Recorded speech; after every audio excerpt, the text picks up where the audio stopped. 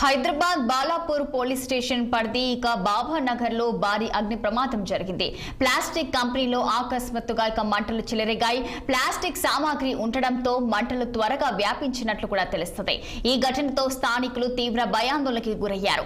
వెంటనే అగ్నిమాపక అధికారులు పోలీసులు ఘటనా స్థలానికి చేరుకొని మంటలను అదుపు చేశారు. ప్రమాదంలో ఎలాంటి ప్రాణ నష్టం జరగలేదు, కానీ భారీగా ఆస్తి నష్టం సంభవించినట్లు అంచనా వేస్తున్నారు. ఘటనపై కేసు నమోదు చేసిన బాలాపూర్ పోలీసులు ప్రమాదానికి షార్ట్ సర్క్యూట్ కారణమా, ఇంకేమైనా ఉన్నాయా అనే కోణంలో దర్యాప్తు చేస్తున్నారు.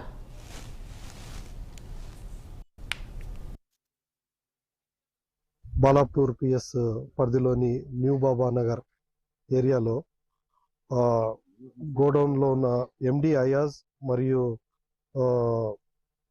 సయ్యద్ సాబిర్ చెందిన స్క్రాప్ గోడౌన్ లో మంటలు రావడం స్థానికులు గమనించారు. 2 గంటల ప్రాంతంలో తర్వాత వాళ్ళు గమనించి వాళ్ళు ప్రయత్నం చేశారు ఆ మంటలు ఆపడానికి. అవి వీలు కాకపోవడంతో డైల్ అలర్ట్ చేయడం జరిగింది.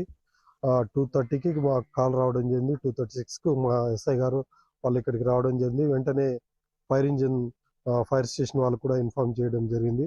ఫైర్ స్టేషన్ నిరీక్షణ రావు వారి ఆధ్వర్యంలో 2 ఫైర్ ఇంజన్లు ఇక్కడికి వచ్చి దాదాపు 2.5 గంటలు శ్రమించి ఈ ఫైర్ని ఆపడానికి ప్రయత్నం చేశాయి.